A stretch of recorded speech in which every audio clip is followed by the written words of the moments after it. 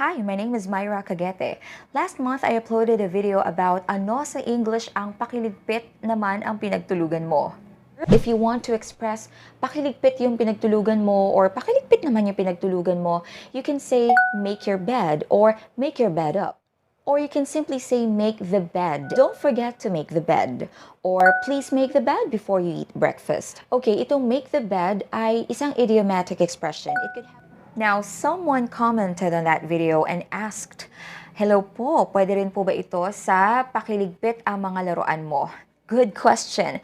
Actually, we cannot say make your toys if you mean pakiligpit ang mga laruan mo in English. Because when you say make your toys, it could literally mean gumawa ka ng mga laruan mo. Malayo yung ibig sabihin niya doon sa gusto mong sabihin na iligpit or ligpitin mo ang mga laruan mo. Kung gusto mong utusan ang isang bata, halimbawa, na ligpitin niya ang kanyang mga laruan or ibalik niya yung mga laruan niya sa tamang lalagyan, then we can say, put your toys away. Or please put your toys away.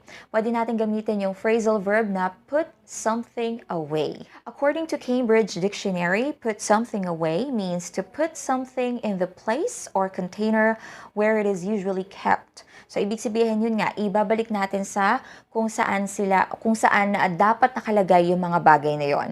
Could you please put the dishes away? Or could you please put away the dishes? Pwede ninyong palitan or ibahin yung pwesto ng object ng phrasal verb na yan. It could be between put and away or after put away.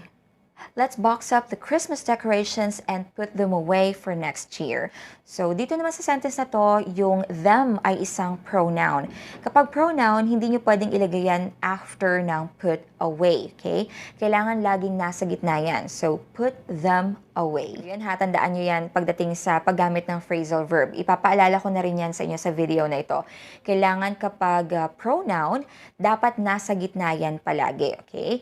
Another similar expression to put something away is tidy something away or tidy something up. I expect you to tidy away your toys before bedtime.